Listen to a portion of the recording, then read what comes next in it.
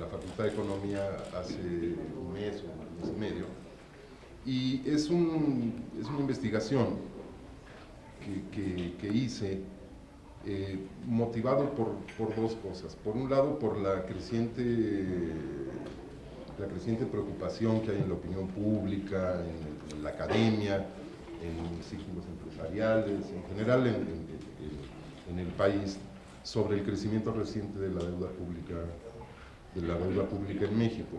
Y si eso lo empatamos con las discusiones de política económica más generales que se dan en el país en general, en donde algunos piden una política fiscal más activa, una intervención más decidida del Estado, un uso más proactivo de la política fiscal, y otros dicen que no, que esto no, digamos, ni siquiera se debería de discutir, porque en su opinión estamos en una trayectoria insostenible de deuda pública, y que cualquier política fiscal más proactiva pues involucraría recurrir a déficits, y esto recrudecería esta tendencia al sobreendeudamiento como lo concibe. Entonces, más que un análisis económico, yo lo que me puse a hacer fue a revisar la información la información pública sobre deuda, sobre ingresos y sobre gasto, para tratar de responder a la pregunta de si hay un espacio fiscal como para pensar en otro tipo de políticas económicas, y si la deuda o el endeudamiento al que hemos llegado en los últimos años es un endeudamiento excesivo, sostenible o no. Les adelanto las conclusiones, que es lo que voy a tratar de demostrar a lo largo con las láminas que les voy a mostrar. Una primera es que, a mi juicio, no parece haber una necesidad imperativa de guiar la política fiscal por el propósito de reducir el coeficiente de endeudamiento a PIB. En segundo lugar, voy a tratar de argumentar que hay una cierta holgura fiscal, lo cual no quiere decir que hay espacio para gastar en cualquier cosa y que no importa, como comentábamos hace un momento con el maestro, y que no importa la calidad del gasto, para nada. Creo que hay que separar dos cuestiones analíticamente. Una es la discusión de qué hacemos con los ingresos disponibles y los ingresos a los cuales tiene acceso el Estado, y otra cosa es si estamos en una situación en la cual, insisto, la deuda es sostenible o no. Al final, lo que sostengo es que la sostenibilidad de la deuda y de su manejo dependerá del éxito que se tenga en el uso de ese margen de endeudamiento para detonar el crecimiento en corto plazo. Bien, después de esta larga introducción, les presento, este es el motivo son un poco chicos los números, me parece, pero en fin. Este es el motivo de la creciente preocupación en el país con la deuda pública, ¿no? En los últimos 4 años, pues el coeficiente de deuda pública a PIB aumentó en 2.7 puntos en el 15, 3.5 en el 14, 4.6 en el 15 y 5.3 en el 16. Pues parece que estamos en una trayectoria explosiva, ¿no? de uso irresponsable de la capacidad de endeudamiento, etc. Sin embargo, me parece que para juzgar si el nivel de endeudamiento al que hemos llegado es excesivo, tenemos que preguntarnos tenemos que hacernos 3 preguntas por lo menos. Uno, ¿qué tan grande es este endeudamiento en relación a otros países y en relación a distintas medidas de la economía, a distintos agregados de la economía? Segundo, ¿qué ha pasado con los recursos de los cuales tendríamos que echar mano para pagar esta deuda, para pagar el servicio de esta deuda? Y tercero, ¿cuánto cuesta el servicio de esta deuda, ¿no? Y solo si hacemos una combinación de estas 3 cosas, podemos llegar a un juicio más razonable de si estamos ante un endeudamiento excesivo o no. Empiezo con el tema del endeudamiento endeudamiento en términos comparativos, qué tan grande es el endeudamiento mexicano. Ahí están todos los países de la OECD, no se alcanzan a ver los nombres, pero el que está en más oscuro es México. Para 2014, que es el último año para el que encontré cifras comparables para todos los países, reportadas por la OCDE, el promedio de la deuda era 88% del PIB y la mediana era 80%. México en 2016 andaba en torno al 50%. De los 32 países de la OECD, 26 están más endeudados que México, 12 tienen una deuda por encima del 100%, y el de hasta la derecha, el caso extremo es Japón, que tiene una deuda que es 246% el PIB. Ahora, insisto, como mostré en la lámina anterior, la preocupación pues sí puede ser el acelerado crecimiento que ha mostrado la deuda en los últimos años. Ahora, ¿qué tanto ha crecido la deuda? Estos niveles de deuda que estamos viendo aquí, en general, en buena medida, son producto de la respuesta que le dieron las economías del mundo a la crisis financiera del 2008. Entonces, aquí tengo una comparación también con cifras de la OECD, el crecimiento posterior a la crisis financiera de 2008. ¿Qué tanto creció la deuda mexicana? Bueno, creció más o menos dependiendo del indicador que utilicemos. Si usamos el de hasta la derecha, que es el saldo histórico de los requerimientos financieros del sector público, que está en 62.4%, es el crecimiento entre 2008 y 2015, 2008 y 2016, 2006-2016, perdón. Es 2006-2016 para México y 2007-2015 para la OCDE. Es ese 62% que tiene México ahí, hasta la derecha, es menor al promedio de la OECD y menor a la mediana de la OECD, que es 66.5. O sea, estamos en el 50% de los países donde creció más despacio la deuda de los 32 países de la OECD. Desde luego, si usamos la deuda bruta del sector público, que es la columna azul del medio, entonces sí, del 2006 para acá, al 2015, la deuda creció en 129%, que es considerablemente superior a lo que sucedió en la OECD, pero como vamos a ver más adelante, me parece que el dato que tenemos que utilizar, o el indicador de endeudamiento que tenemos que utilizar, es el saldo histórico de los requerimientos financieros del sector público. Igual que usamos, o que con frecuencia se cita, que el déficit público normal, o sea, ingresos menos gasto, subestima el déficit público real, porque los requerimientos financieros del sector público son más grandes que el déficit público entendido convencionalmente.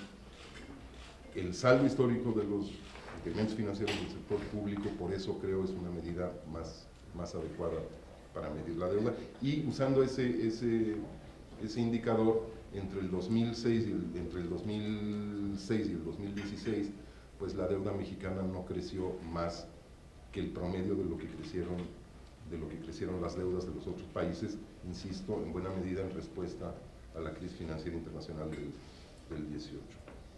Veamos ahora la evolución de la deuda del 96 al 16. Tenemos una reducción de los coeficientes de endeudamiento desde un nivel, el primer año que está ahí es 1996, desde un nivel bastante bajo luego de la crisis de 94-95. Ahí no tengo los datos para el saldo histórico de los requerimientos, tengo solo la deuda bruta, era 29.2% del PIB. ¿Por qué arrancamos ese saldo relativamente bajo? Pues en parte porque la deuda se licuó con la crisis del 94-95, ¿no? Por la inflación del 94-95, el PIB nominal creció muy rápido y se cayó el coeficiente, ¿no? Desde ahí hasta 2006, ¿sí? Ahí sigue cayendo hasta 2006 el endeudamiento en cualquiera de las dos mediciones. Sin embargo, hay una diferencia muy importante entre el periodo 96-2000 y el periodo 2000-2006. El crecimiento en el último quinquenio del siglo pasado, el crecimiento entre 96 y 2000 fue del orden de 4.9% anual. Fue básicamente la entrada en vigor del Tratado de Libre Comercio y un tipo de cambio muy competitivo en esos años, a mi juicio son los factores que permitieron el acelerado crecimiento de esos años, contra un crecimiento entre 2000 y 2006 de solo 2.3%. ¿A qué se debió esto? A mi juicio a una política fiscal restrictiva y a la apreciación del peso luego de la recesión de 2001. Pero en fin, es otra discusión, ¿no? El punto que quiero hacer aquí es que el crecimiento del PIB pues es un determinante crucial del coeficiente de endeudamiento, ¿no? Y este es un punto que voy a retomar al final. Luego de la recesión, de la gran recesión de 2008, la tendencia se revierte. La deuda crece a 38% del PIB en 2012, usando el concepto más amplio de deuda, y a 50% en 2016. Entonces, pues esa es la gran pregunta, ¿no? ¿Es esto el inicio de una carrera del populismo fiscal hacia el precipicio de una nueva crisis de deuda, o de qué estamos hablando, ¿no? Yo diría que hay 3 puntos que tenemos que tener en cuenta para matizar este juicio sobre la política de endeudamiento reciente, ¿no? Primero, que el crecimiento de la deuda es mucho menor si nos atenemos al saldo histórico de los requerimientos financieros que al saldo de la deuda bruta. Son 29 puntos de crecimiento en un caso contra 21 en el otro. Es decir, 1/3 del incremento desaparece si nos concentramos en el saldo histórico de los requerimientos financieros del sector público, que es el correcto. ¿Por qué digo que es el correcto? Porque la diferencia entre los dos es que el saldo histórico incluye cosas como el pago a Pidiregas, al Fonadín, al IPAB, y el saldo y el servicio de estos programas que se financian con deuda, pues se van reduciendo en el tiempo, y como ven, hacia el final ya son casi iguales los dos coeficientes de endeudamiento. ¿Qué quiere decir esto? Que para un déficit dado, un déficit de finanzas públicas, entendido simplemente como ingresos presupuestales menos gasto total, para un déficit dado en esas finanzas públicas, había un mucho mayor endeudamiento en el periodo 2016, y esto ya no va a suceder, ¿no? En segundo lugar, la deuda bruta incluye el saldo completo de la cartera de crédito de la banca de desarrollo. Es una convención contable que tiene muchos años y que la verdad, a mi juicio, no tiene mucho sentido. A diferencia de eso, el saldo histórico de los requerimientos financieros del sector público solo incluye la cartera vencida de la banca de desarrollo, que es al final lo correcto, que es un pasivo para el sector público, ¿no? Y recordemos que en los últimos años el saldo de la cartera total de la banca de desarrollo ha crecido muy, muy rápidamente. Y por último, el saldo histórico incluye no solo todos los pasivos públicos, incluidos estos Pidiregas, Fonadín, IPAB, etcétera, sino también incluye, correctamente a mi juicio, algunos activos, sobre todo los más líquidos, los fondos de estabilización y algunas otras cosas que se mantienen en instrumentos muy líquidos, ¿no? Bien, entonces, el primer punto es que pues, sí ha crecido muy rápidamente la deuda, pero no ha crecido a tasas escandalosamente distintas de las que creció en el resto del mundo, y que está en un nivel, ha llegado a un nivel que en términos comparativos internacionales tampoco de ninguna manera se puede decir que es escandaloso.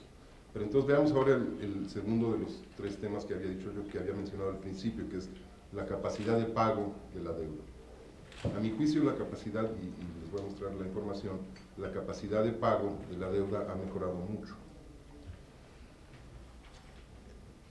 Al juzgar como excesivo el endeudamiento no basta con la relación deuda-PIB, hay que comparar la deuda con los ingresos que utilizamos o que están disponibles de manera permanente para servir la deuda. ¿Cuál es un indicador razonable de esto? A mi juicio, un buen indicador de esto son los ingresos tributarios corrientes del Estado, ¿sí? Que son básicamente el ISR, el IVA, el IEPS y otros impuestos, impuestos de importaciones y otros impuestos que son como 0.2% del PIB, no son muy grandes. Quedan fuera, saco del cálculo aquí, los ingresos petroleros, tanto los derechos sobre hidrocarburos como los ingresos de Pemex. Los aprovechamientos, y esto es muy importante para el periodo reciente, que son los ingresos de una sola vez, como por ejemplo los remanentes de operación del Banco de México, o los ingresos extraordinarios por concesiones, como el ingreso por la concesión del nuevo Aeropuerto Internacional de la Ciudad de México, las nuevas carreteras, etcétera, ¿no? Saco también los ingresos de CFE y las contribuciones a la Seguridad Social, al IMSS y al ISSSTE, porque estas están atadas a la prestación de servicios muy específicos, ¿no? Entonces, teniendo eso en cuenta, lo que estamos viendo ahí en la gráfica es la relación entre deuda y estos ingresos tributarios como los acabo de definir, ¿sí? Es de 96, 2000, 2006 y luego año con año, ¿sí? Los primeros tres datos son no continuos, digamos, son discretos, ¿no? Y al principio del periodo yo vería dos periodos muy claramente diferenciables, ¿no? De 96 a 2012, la capacidad de pago, o su inversa, que es lo que tenemos aquí, el peso de la deuda sobre los ingresos tributarios, cuántas veces es la deuda en relación a los ingresos tributarios anuales, se mueve de la misma manera que el coeficiente de endeudamiento. ¿Qué quiero decir? Entre 96 y 2000, como vimos en la otra lámina, el coeficiente de endeudamiento se deteriora y la capacidad de pago mejora, porque baja la deuda, ¿sí? O sea, los ingresos tributarios se mantienen más o menos constantes, se cae la deuda, todo como proporción del PIB, ¿no? Se cae la deuda como proporción del PIB y entonces mejora la capacidad de pago, ¿no? Entre 2000 y 2006, que es la parte plana de la curva azul, o de la otra también, el coeficiente de endeudamiento a PIB se queda más o menos igual y la relación entre la deuda y los ingresos tributarios se queda también igual. Entre 2006 y 2012, que es el periodo en el que, en respuesta a la crisis internacional, vuelve a crecer mucho la deuda, pues la deuda crece también con respecto a nuestra capacidad de pago y llega ahí a 4.5 veces los ingresos tributarios. Lo interesante es que del 2012 para acá, a pesar de que crece aún más la deuda, ¿sí?, la relación entre deuda e ingresos tributarios cae a 3.7, ¿sí?, a lo largo de estos 4 años. ¿Sí? Esto lo que quiere decir es que la capacidad de hacer frente al endeudamiento ha mejorado. En el 2012 saldar el total de la deuda se hubiera comido 4.5 años de los ingresos tributarios del país. En 2016, saldar el total de la deuda de la noche a la mañana implicaría empeñar o utilizar 3.7 años de los ingresos tributarios. Es casi 20% menos, ¿sí? O sea, lo que, digamos, con los ingresos que tenemos, la capacidad de pagar deuda de nuestros ingresos hoy es 20% más alta que la que era en el año 2012, ¿no? Y no solo eso, sino que es una proporción 3.7 muy similar a la que había en el año 2000, cuando a nadie le preocupaba el tema de la deuda, ¿no? O sea, no era un problema de política económica abierto. Entonces, pues no es tan grande la deuda, nuestra capacidad de pagar ha mejorado, veamos qué pasa con cuánto cuesta la deuda, ¿no? Y aquí tengo estas gráficas.